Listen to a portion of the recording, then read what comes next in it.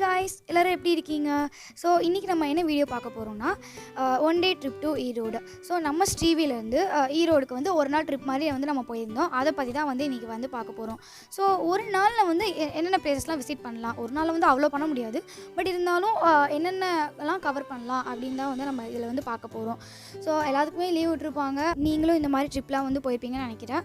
So வாங்க வீடியோக்குள்ளே போகலாம்.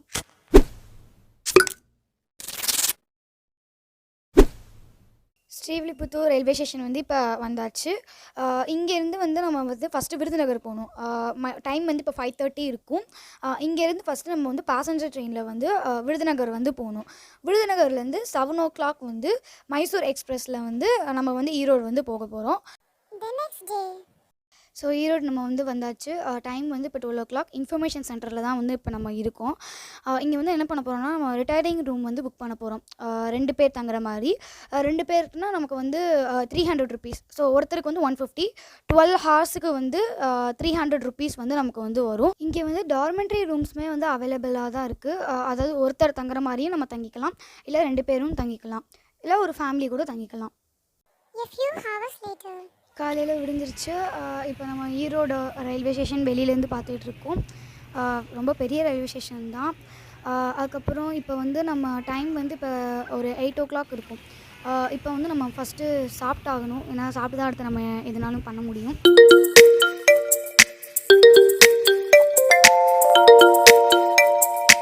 காலையில் சாப்பாடை வந்து இப்போ சாப்பிட்டாச்சு.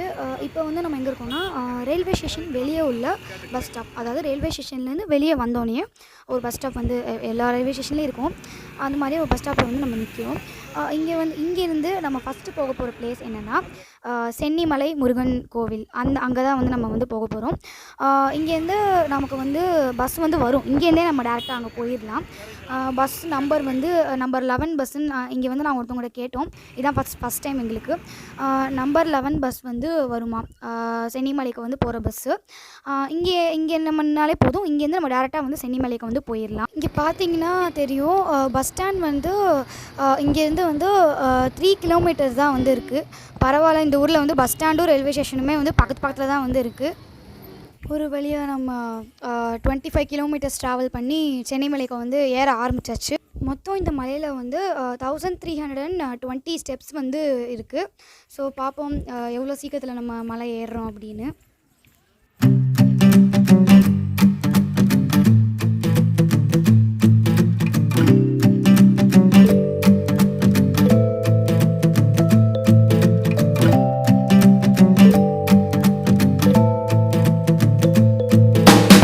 ஒரு வழியாக 750 steps வந்து நம்ம கடந்தாச்சு. இன்னும் கொஞ்சம் தான்.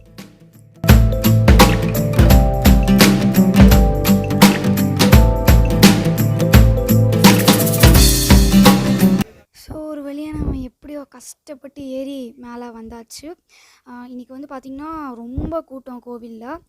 ஏன்னா இன்றைக்கி தமிழ் புத்தாண்டுனால செம்ம கூட்டம். இங்கே ஒரு இடத்துல வந்து நம்ம ரெஸ்ட் எடுத்துகிட்டு இருக்கோம். அதுக்கப்புறம் போய் உள்ளே வந்து மற்றது வந்து பார்க்கலாம்.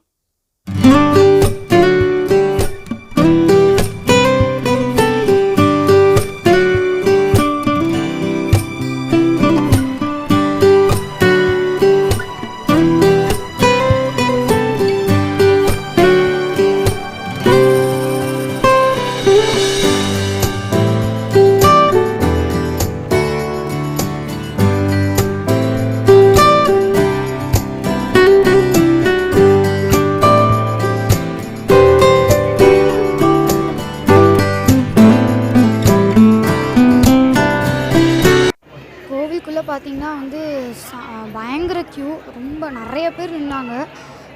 ஸோ 50 ரூபா டிக்கெட், அப்புறம் 25 rupees, அப்புறம் வந்து ஃப்ரீ டிக்கெட்டும் வந்துச்சு. எல்லாத்துக்குமே வந்து ஈக்குவலாக தான் இருந்துச்சு கூட்டம். இது கம்மி இதுக்கு அதிகம் அப்படிலாம் இல்லை, எல்லாத்துக்குமே வந்து செம்ம க்ரௌடு இன்றைக்கி. ஏன்னா தமிழ் புத்தாண்டுனால வந்து நிறையா பேர் வந்து வந்திருக்காங்க.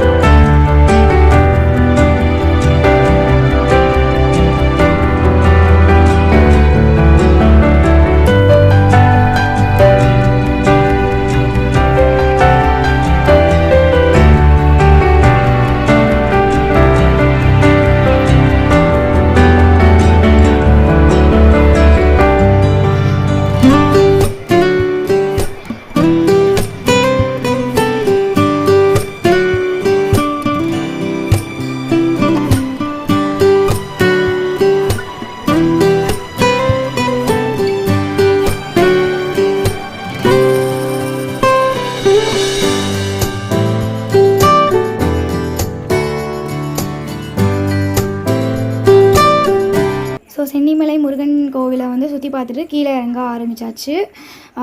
வெயில் பார்த்திங்கன்னா பயங்கரமாக அடிக்குது. கால்லாம் வந்து ரொம்ப சுடுது. ஸ்லிப்பர் வந்து கீழே கழட்டி போட்டதுனால கால் பயங்கரமாக கொதிக்குது. வெயில் வேறு பயங்கரமாக அடிக்குது. அந்த பெயிண்ட், அந்த ஒயிட் கலர் பெயிண்ட் வந்து பார்த்திங்கன்னா சைடு மட்டும் தான் அடிச்சிருக்காங்க. நமக்கு வந்து எல்லா இடங்களையும் அடிக்கலை. அதனால் கால் வந்து பயங்கரமாக சுடுது. அந்த சைடு மட்டும் தான் உங்களுக்கு பார்த்தாலே தெரியும், சைடு மட்டும் தான் அடிச்சிருக்காங்க. ஸோ வாங்க கீழே இறங்கலாம். எப்படி இறங்க போகிறோன்னு தெரில. கால் வந்து பயங்கரமாக சுடுது. ஸோ கீழே இறங்கிட்டு நம்ம லஞ்சு முடிச்சுட்டு நம்ம நெக்ஸ்ட் பிளேஸுக்கு வந்து நம்ம போக போகிறோம்.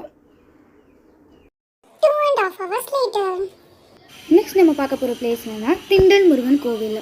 ஸோ இதுக்கு ரூட் வந்து பார்த்திங்கன்னா சென்னிமலை பஸ் ஸ்டாண்ட்லேருந்து நம்ம பெருந்துறை பஸ்ஸில் வந்து ஏறணும். ஸோ பெருந்துறை ஸ்டாப்பில் வந்து இறங்கிட்டு ஈரோடு போகிற பஸ்ஸில் வந்து ஏறினோன்னா இந்த திண்டல் ஸ்டாப்பிங் வந்து வரும். திண்டல் ஸ்டாப்பில் இறங்கிட்டு உங்களுக்கு ஆப்போசிட்டில் தான் வந்து கோவில். ஸோ வேறு இறங்கிட்டு வேறு எங்கேயுமே போக தேவையில்ல. கரெக்டாக அந்த திண்டல் பஸ் ஸ்டாப்புக்கு ஆப்போசிட்டில் தான் நமக்கு வந்து கோவில். முன்னாடி தான் நல்லா டெக்கரேஷன் பண்ணியிருக்காங்க. சென்னிமலை முருகன் கோவில்லையும் இதே மாதிரி தான் டெக்கரேஷன் பண்ணியிருந்தாங்க.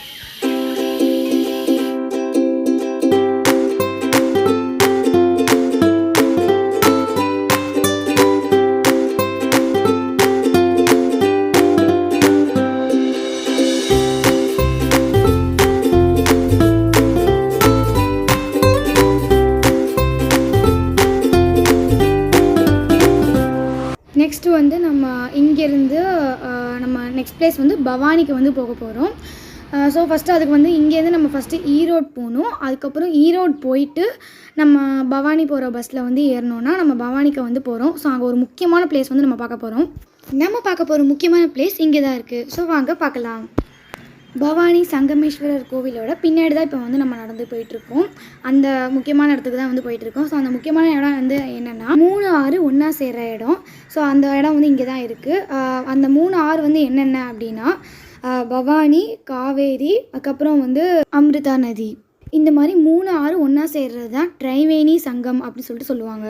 நம்ம அந்த ஸ்பாட்டுக்கு வந்து இப்போ வந்தாச்சு. ஸோ அதை தான் நம்ம வந்து பார்த்துட்ருக்கோம். இப்போ பார்த்திங்கனாலும் தெரியும், நல்லா இருக்குது. பட் தண்ணி வந்து கொஞ்சம் கம்மியாக தான் இருக்குது. ஏன்னா வெயில் காலனால கொஞ்சம் கம்மியாக தான் இருக்குது. பட் ஓகே, பரவாயில்ல. ஸோ பிளேஸ் வந்து பார்க்குறதுக்கு நல்லாயிருக்கு.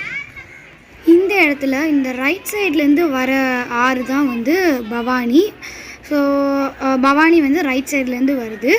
அண்டு லெஃப்ட் சைட், இந்த லெஃப்ட் சைட்லேருந்து வர்றது தான் வந்து காவேரி. இதுக்கு நடுவில் கீழே, அதாவது இந்த கோவிலோட கீழேருந்து வர்றது தான் வந்து ரிவர் அமிர்தா.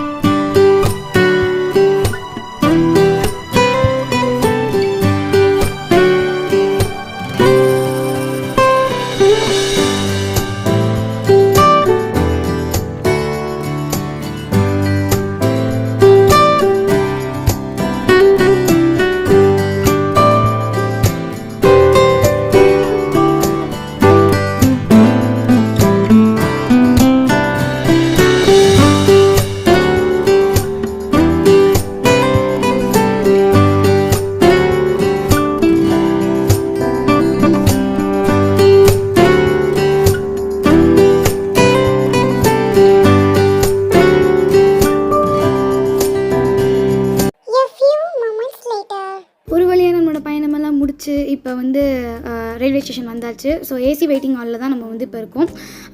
இங்கே வந்து 1 மணி நேரத்துக்கு சார்ஜ் வந்து பார்த்திங்கன்னா 25 rupees நமக்கு வந்து சார்ஜ் பண்ணுறாங்க. ஸோ உங்களுக்கு ரூம் பார்த்தாலே தெரியும் எவ்வளோ நல்லா இருக்குது. ஒரு உண்மையிலே ரெஃப்ரெஷ் பண்ணுறதுக்கு செம்ம இடம். ஸோ இங்கே வந்து நம்ம ஒருவேளை நமக்கு ட்ரெயின் லேட்டாக வந்துச்சு, அதாவது நம்ம ட்ரெயினுக்கு முன்னாடியே ஒரு 1 hour 2 hour முன்னாடியே வந்துட்டோன்னா இங்கேருந்து நம்ம ட்ரெஸ் சேஞ்ச் பண்ணிவிட்டு மொபைல் சார்ஜ் இல்லைனா கூட நம்ம சார்ஜ் போட்டுட்டு நல்லா ஒரு ரிஃப்ரெஷ் பண்ணிவிட்டு நம்ம வந்து போகலாம். ஸோ அவ்வளோதான், நம்மளோட ஈரோடு வ்ளாக் வந்து ஒரு எண்டிங் பாயிண்ட்டுக்கு வந்து வந்தாச்சு. இப்போ நம்ம வந்து ரயில்வே ஸ்டேஷனில் தான் இருக்கோம். ட்ரெயினுக்கு தான் வந்து போயிட்டுருக்கோம். இன்னும் நம்ம ட்ரெயின் வரதுக்கு வந்து ஒரு 15 minutes வந்து இருக்குது. ஸோ ஏசி வெயிட்டிங் ஹால்லேருந்து இப்போ நம்ம பிளாட்ஃபார்முக்கு வந்து போயிட்டுருக்கோம்.